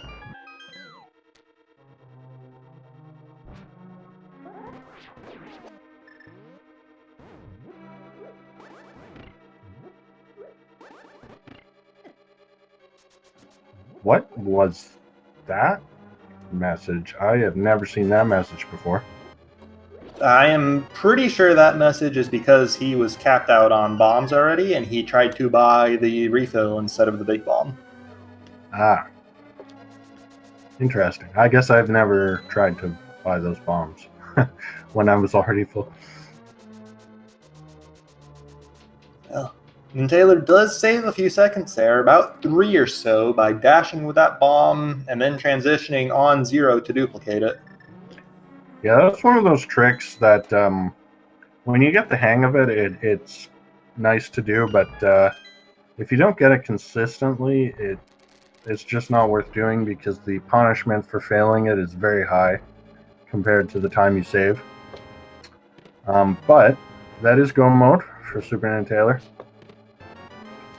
Yep, just gotta run straight over to Eastern Palace, which he's choosing the straight dash instead of the flute. And we are on to checks 8, 9, 10 is a mirror shield, and 11, as soon as he can open it, is just cash. I'm sure Relkin's happy to have found all 3 shields.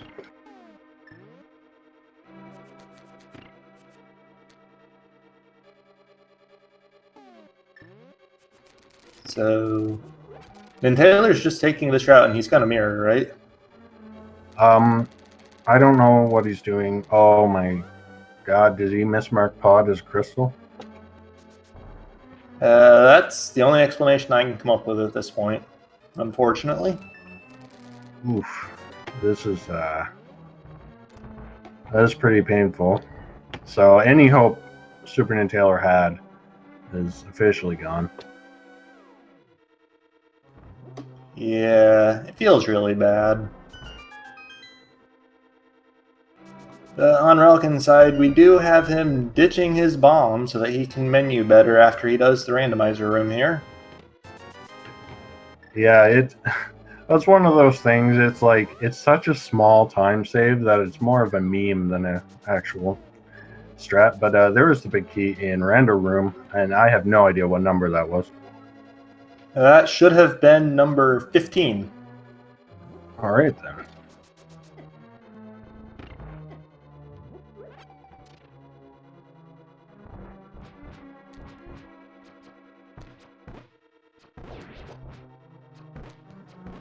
And that's Nestria winning the game with the first guess of 15, and a few other intelligent people also guessed 15.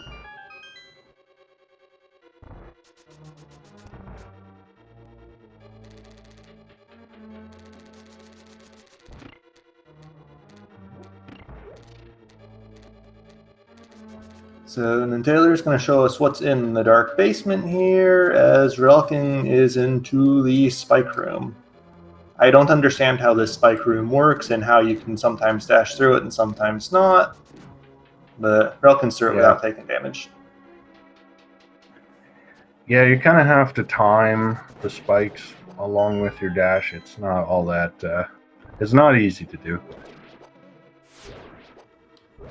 I'm assuming that there's some sort of like setup or trick to it because I see top tier runners get it consistently.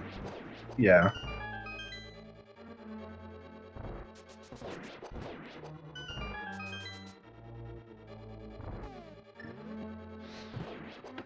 So there is one more guessing game we can play, and that is how many chests is Relkin going to open looking for the silver arrows?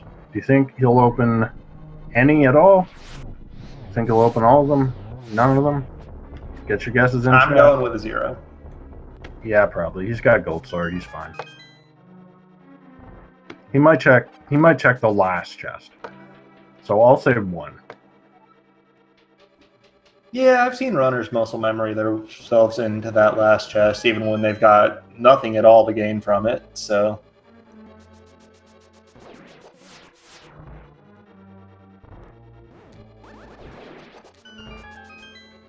7 Wizrobes down, soon to be 8 torches down, and then we'll be into the upstairs portion with the chests.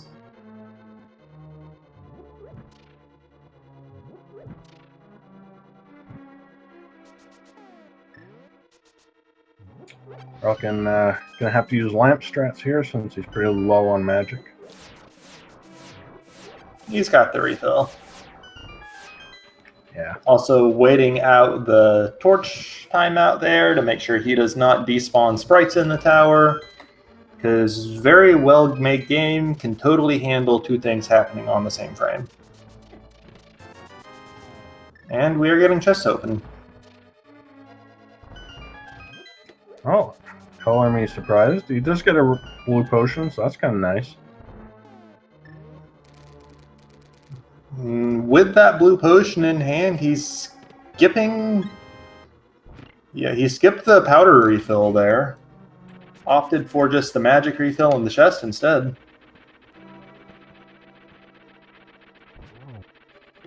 That would have been too perfect if that was Sankar.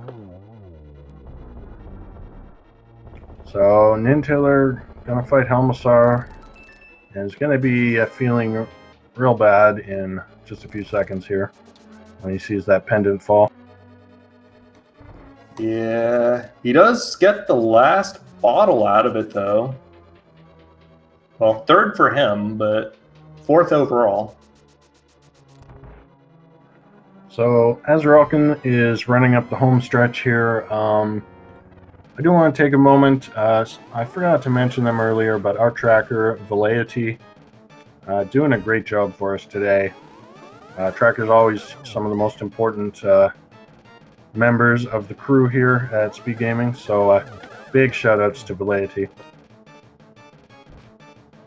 Yeah, trackers are great. They keep everything down at the bottom of the screen lit up. That way, I can just look down at it and be like, hey, we're 2 items from go mode. Let's talk through it and see how it goes. Makes talking through the mid-game a lot easier, and they do great work. Yeah.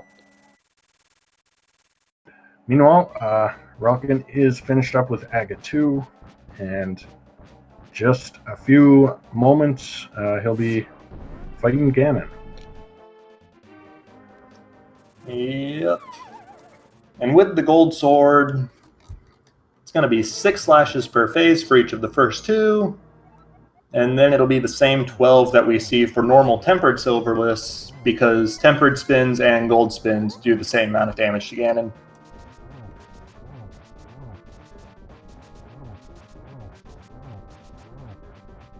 And dash pokes with the boots do full slash tier damage. So yeah, we're through the first 2 phases already.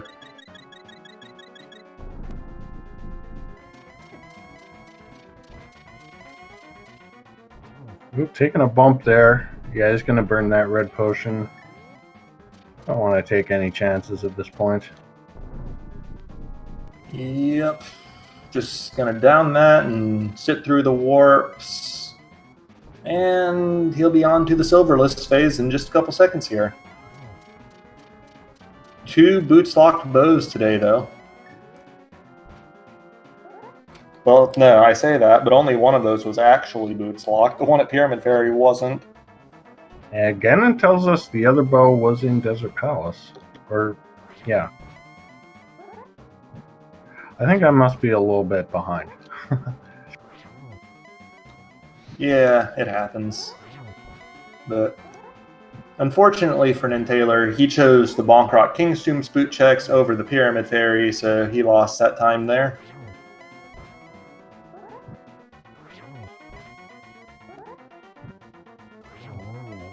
And that is 12 spins for Relkin, and that's Ganon down with no silver arrows.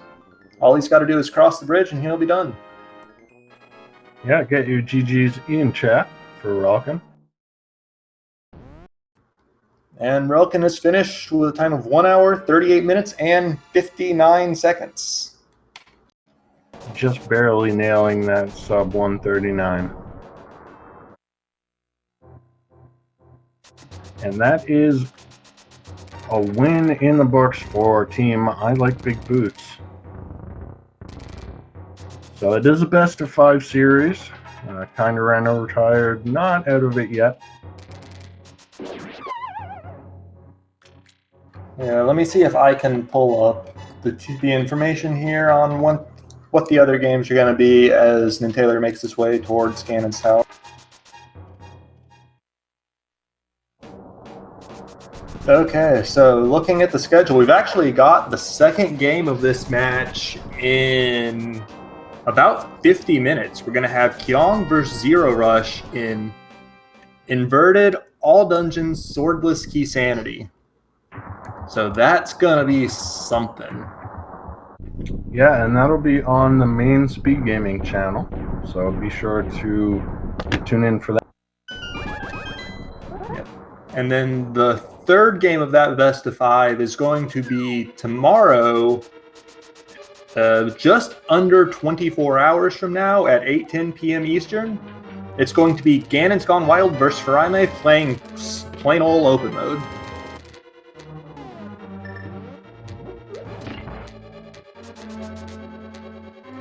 Also, just for chat, who's enjoying the mode selection for the later game, Zero Rush had one veto for that, which I do not know what it was, but that mode was entirely Kyong's choosing.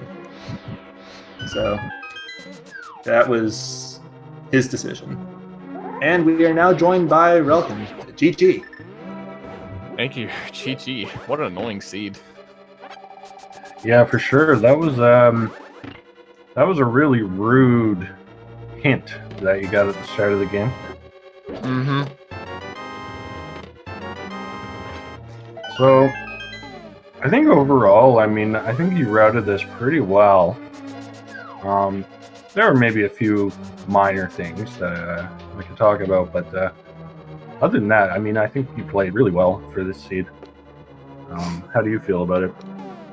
Well, after I think after the mountain, I was like, well, no boots aren't here, so they're either Mimic Cave or not Bombos, Ether Tablet. So that was like, wow, thanks, seed. And then I was like, well, I'll just do Ice and Mire because dungeons, crystal dungeons at that. And then I was like, okay, we're just gonna do this long string of Smith Chain all the way to Swamp to Flipper checks, and none of that paid out. So I was really annoyed, like, oh my goodness, I'm last locationing my next progression here. So, and then Bombos turned up, and I really thought about leaving as soon as I found that, but I didn't. It didn't look like it didn't matter anyway, but I would have saved me a bit more time if I left after Bombos. Yes, SuperNinTaylor did leave after Bombos, so he was still probably about half a Turtle Rock behind. I think you were just getting to like the big key chest when he was climbing up the mountain to Turtle Rock. But as he's already told you, unfortunately, after doing Pyramid Fair and getting the bow, he just booked it right to Pod and cleared out Pod. And that kind of killed any real hope he had of catching up. Yeah, I don't know. I talked to him. I thought maybe just turning nerves, just like some sort of distraction there, and like it happens to the best of us. I've done it before. I've done it in the last main tournament against Bonta. I don't know, just stuff like that can happen to anyone really. Yeah. So it looks like SuperNinTaylor is going to finish the seed out anyway. Just taking a few brief pauses to chat in IRC, it looks like. Yeah. So nothing wrong with that seed off your chest when your opponent's done, in my opinion. Did you have any like particular strategies going into this match, specifically tailored to your opponent, or were you just kind of playing your regular game? Tailored. I see what you did there.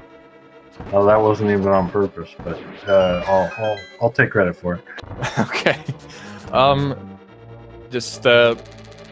Once I think I just start like, let's just stick with Crystal Dungeons. Of course, I was gonna prioritize the mountain as soon as I could. It's like, and after the mountain, I was like, well, we'll stick to Crystal Dungeons and then just go from there. And then after that, I was like, well, I gotta change my strategy to, just do an efficient route to full clear. After that, I was just like, well, it's all hope is lost, so I'm just gonna do whatever I feel like is right and just go to Pod and Eastern. There wasn't too much like real strategizing, but it was just do what I felt was right. That's how a lot of it goes, it seems, with Rando. So I do see some chat here in chat about the next game. As we said, it will be Kyong versus Zero Rush. That is going to start at 9:10 p.m. Eastern Time, and that'll be on SpeedGaming. So that's in just about 45 minutes from now. So if you want to see Game 2 of this series, don't go. Well, I guess it'll be Game 3 technically, but the order doesn't really matter too much. So yeah, don't go anywhere. Second one to be played. First one in the series of what the heck somebody actually chose this modes. First in our hearts for that one too. But yeah. Swordless key sanity, inverted all dungeons, just kitchen. It's what I like to call the kitchen sink mode. Like, Kyong, buddy, I love you, but you're inflicting that not just on somebody else, but also on yourself, and I don't get it. Have fun, though.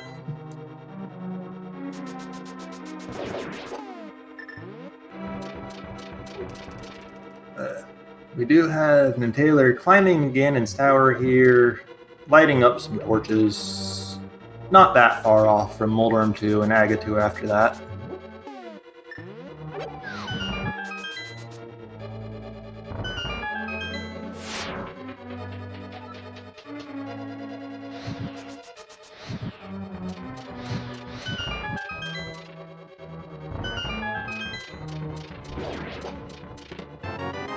We were, relkin, we were guessing how many chests you would open at the top of GT looking for silvers. And Reg guessed 0. I guessed 1. You surprised us all with opening all 4. I was investing my time into getting that 30-second time save, so I opened them all. Yeah. It did cost less than 30 seconds to open all 4 of them, so positive expected value at least.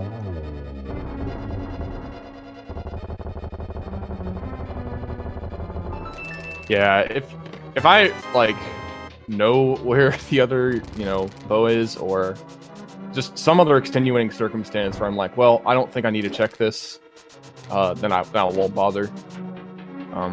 Well, if I feel ahead, I won't check him either. Actually, that's the other thing. I felt way behind going into the top of the tower. Yeah, I have to imagine that essentially last locationing a Bombos medallion in Sphere 1 will do that. But this seed was quite silly with the real early Dark World access. Like, you didn't check Sahasrara until, what, an hour 10? Yeah, something like that. Yeah, and that sort of thing happens when you get your Dark World access in Kakariko, so... Yeah, and that is an interesting point. So both of you went straight to Kakariko after Escape, and then you chose to continue on with more of the light world checks, doing South Shore and such, whereas SNT didn't even check race game, actually, just went straight to Thieves Town, which worked out for him because he got the mirror. But then, I don't know, it seemed like kind of in the middle of the race, he spent a bunch of time just doing a bunch of really slow checks. Like, he spent about a minute just walking the pyramid ledge and stuff like that. And that's where you were doing dungeons, and you kind of pulled ahead doing that. Yeah, his Dark World loop was Thieves Town clockwise to Dig Game. I don't think I've ever seen it before. It was kind of fascinating.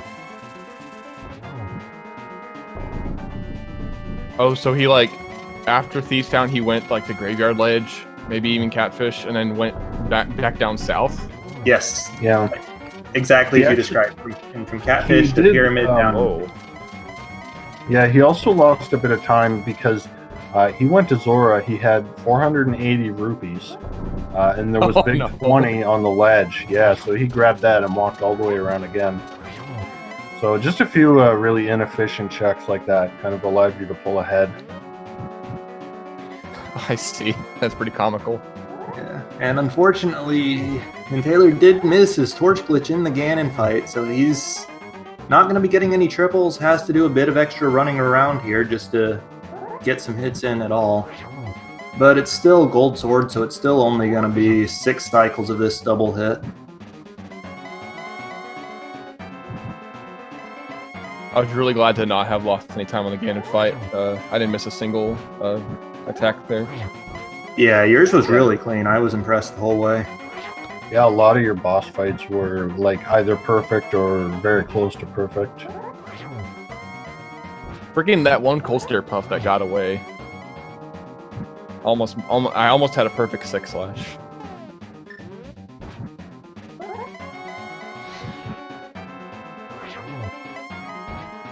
I think Taylor's switching to the Fire Rod here, yeah, because he had 2 hits left. He knew it, so he's got Ganon down. He'll cross the bridge, and GG's for him as well. We'll see if he'll come in, join us, talk a little bit.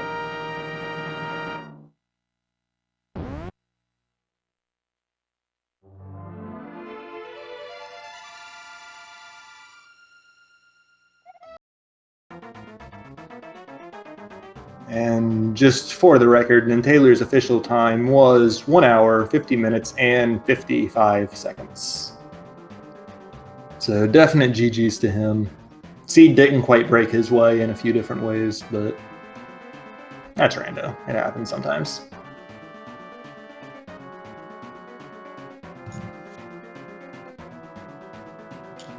Yeah, and we're joined by SuperNinTaylor now, so GG.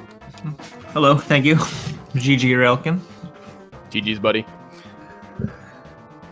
So, so do you want to talk about that pod play at the end? Yeah, that was unfortunate. Yeah. I don't know. I just wasn't thinking. I think I was just slightly tilted from how long it took me to find that bombos, and I just like full cleared swamp. Yeah. I just wasn't thinking properly. Like, I knew the whole time I was just looking for a bow. I was like, where's the bow? And then once I got the bow, it's like, okay, go do the things I need bow for. And then I remember like dipping pod once looking for the bow, and I wasn't really thinking. I just went straight to pod. It's like, okay, I got the bow. Let's finish the dungeon. And then I realized, actually, right as Helmasaur was blowing up, I went to mark him off. I was like, wait, he's a pendant. Yeah. The good news is that wasn't the thing that cost you the race, at least. But that maybe that doesn't really make it feel any better.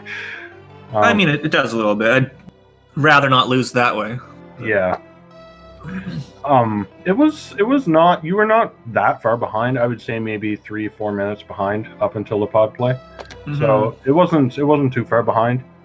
And I would say, like, if I had to say, the biggest difference probably was maybe a bit cleaner routing on Relkin's side. Like, it seemed, especially in the middle of the seed, you were doing a lot of sort of slow one-off checks, especially having to kind of do a double loop in that Zora area for the 20 rupees there.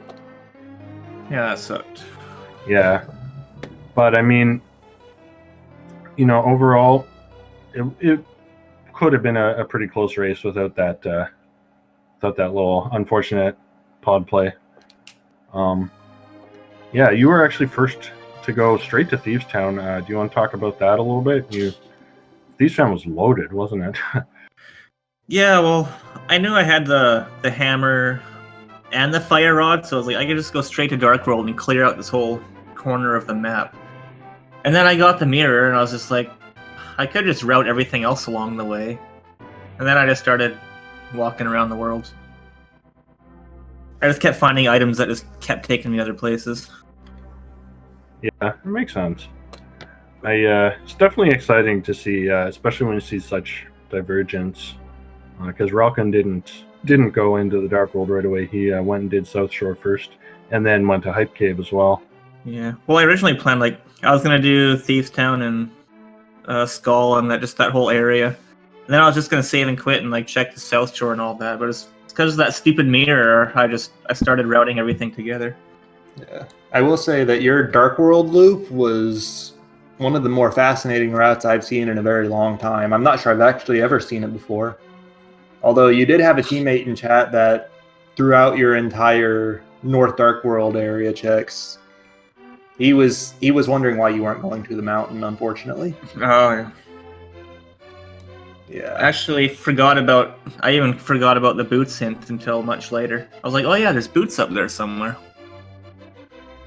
Yeah, and they just turned out to be in the second rudest possible location up there.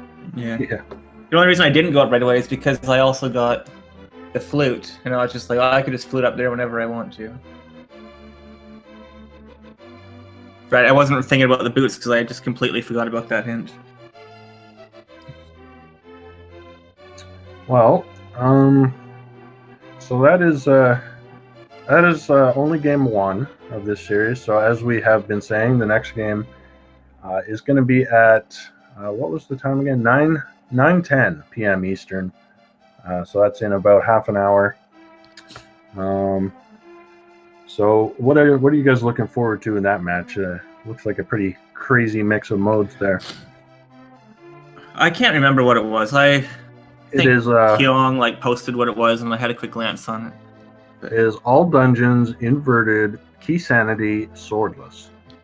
That sounds like a disaster. Yeah. I mean, it's Kyong's pick, so I mean. Yeah. I mean, I feel like that's kind of in Kyong's wheelhouse. I think he's known for doing stuff like that. Zero Rush is more known for, at least how I know him, is his vanilla execution. He's really strong in the vanilla game, so anything execution-wise. Straightforward execution, he's really good. I have not seen him do weird stuff like that before. He's probably good at that as well, but Well, I can see why Kyong would want to try to take him away from the more vanilla type stuff. yeah. Didn't Kyong win the first PogChamp tournament? Yeah. Oh yeah, he did. And he also won the Spoiler Log tournament. Yes.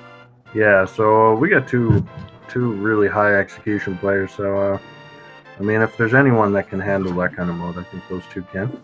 Yeah, another thing, I just remember from back in the fall 2018 tournament, Zero Rush did a lot of inverted seeds in group stage. He won a lot of those. So he's done a bunch of them. I don't know if he's done them in a while, but he's definitely done a bunch of inverted before. The cool thing about inverted, I think why some of the top players actually like inverted is because you're forced into the tougher area of the game early on while you're a bit weaker, so there actually is quite a bit of execution involved in the early game. Yeah, exactly. But yeah, I don't have the brain capacity to try to figure out inverted routing. I can barely even route the vanilla game. All right. Well, anyway, I do want to say GG's again to you guys. That was a really great race. Definitely not the nicest seed ever, but it was a fun one. So yeah, again, everyone, stay tuned. In a half an hour on SpeedGaming will be that match that we've been hyping up, and So that'll be the big, important game 2. Are they going to, is I Like Big Boots going to take a commanding 2-0 lead, or is kind of Rando retired? Are they going to even it up? So we'll see. But yeah, thanks to you guys for joining us for the interview. Reg, did you have any final questions you wanted to ask before we wrap things up? Nope. You hit the big points. I'll just give the big shout outs to you, to the Trackervility, to the runners for putting on the show for us, and just great race all around. Had a lot of fun watching and talking through it. Yeah, for sure. So yeah, thanks for tuning in, everyone.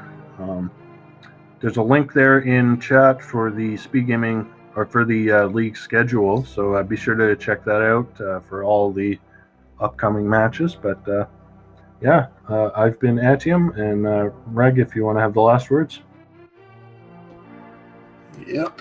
Just get hyped for the rest of the playoffs, because it's only getting crazier and more exciting from here. And we'll see you guys